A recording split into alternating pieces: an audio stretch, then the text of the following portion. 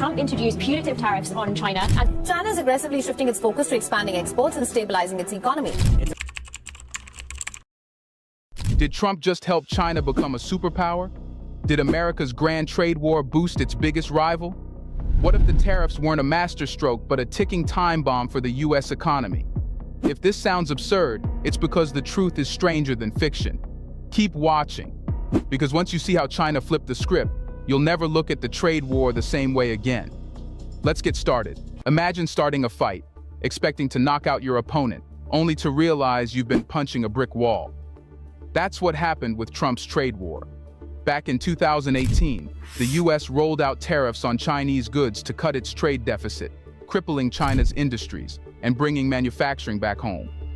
Sounds like a solid plan, right? Not quite. What followed was a global power shift no one saw coming. China didn't just survive the attack, it thrived. The tariffs didn't just fail. They exposed cracks in the U.S. strategy and forced China to play smarter, faster, and stronger. Let's break it down. First, we'll examine why Trump's genius tariff strategy wasn't quite the slam dunk he promised. Trump's plan was simple: hit China where it hurts. The U.S. slapped tariffs as high as 60% on Chinese imports, aiming to reduce the trade deficit, create jobs, and protect American industries. But here's the kicker.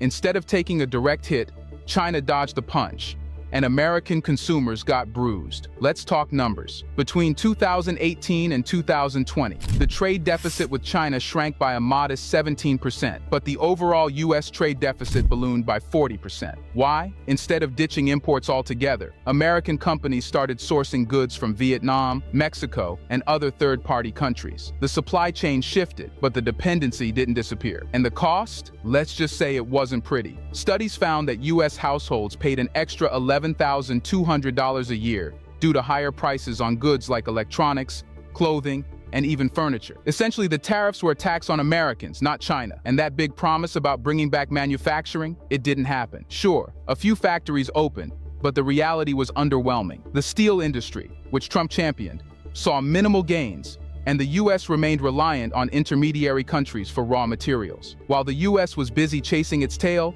China wasn't sitting around sulking. Instead, Beijing turned this crisis into a launchpad. Let's dive into how China used the trade war to its advantage.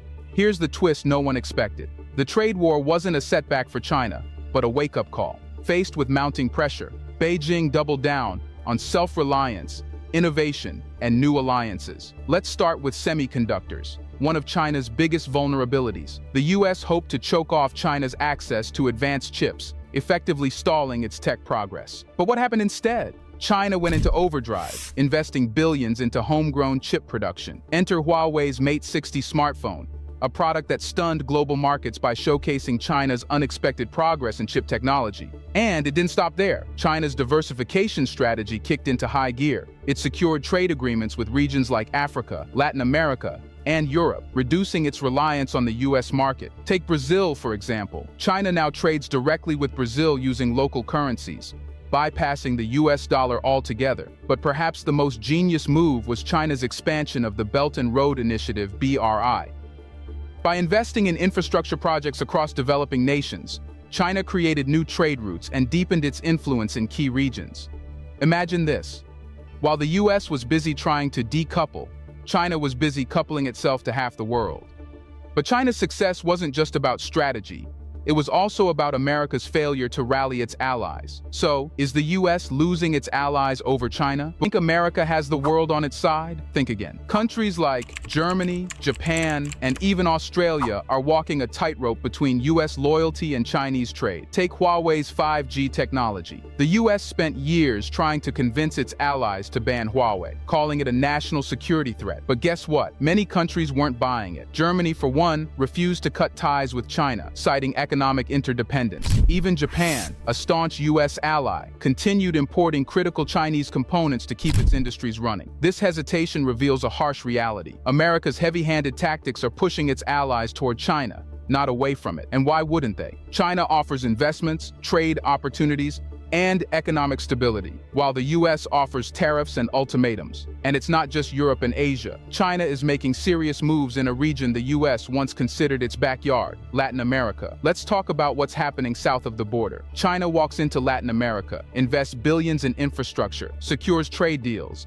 and leaves. Washington scratching its head. Sounds far-fetched? It's already happening. Take the Peru Megaport project. This port is reshaping regional trade dynamics in China's favor by drastically cutting shipping times between South America and Asia. As we mentioned before, in Brazil, China has become the top trading partner, striking deals to trade in local currencies, a move that weakens the US dollar's dominance. But it's not just trade. China is securing its future by controlling critical resources like lithium and rare earth metals. Argentina, for example, has become a hotspot for Chinese investments in lithium mining, a resource vital for electric vehicles and renewable energy. This growing influence isn't just about economics, it's about power. Latin America, once a US stronghold, is now tilting toward Beijing. And if you think that's alarming, wait until you see how China's tech dominance is reshaping global power. Here's the question keeping Washington up at night. Is China about to outpace the US in technology? The answer? It's closer than you think. Let's talk numbers. China produces 80% of the world's solar panels, leads in electric vehicle manufacturing, and is rapidly closing the gap in semiconductor technology. While the US is still ahead in advanced chip making, experts estimate that China is beating the US. And it's not just semiconductors. China is investing heavily in AI and renewable energy, positioning itself as a leader in industries that will define the future. Imagine a world where China controls the technologies that power electric grids, transportation, and even military systems. That's the future the US is staring down. But how did we get here? Ironically, it was the trade war, a policy meant to weaken China. That pushed it to accelerate its tech ambitions. Trump's tariffs, designed to cripple China, ended up supercharging it. By forcing China to innovate and build alliances, the US effectively gave Beijing a roadmap for global dominance. Take the Belt and Road Initiative. Once dismissed as a pipe dream, it's now a cornerstone of China's economic strategy, connecting over 140 countries through trade, infrastructure, and investment. While the US was busy decoupling, China was busy recoupling with half the planet.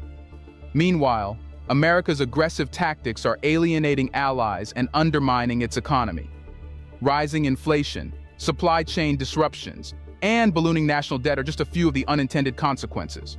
So what's next? Can the US adapt, or is it too late to turn the tide? Here's the cold, hard truth. The trade war didn't cripple China.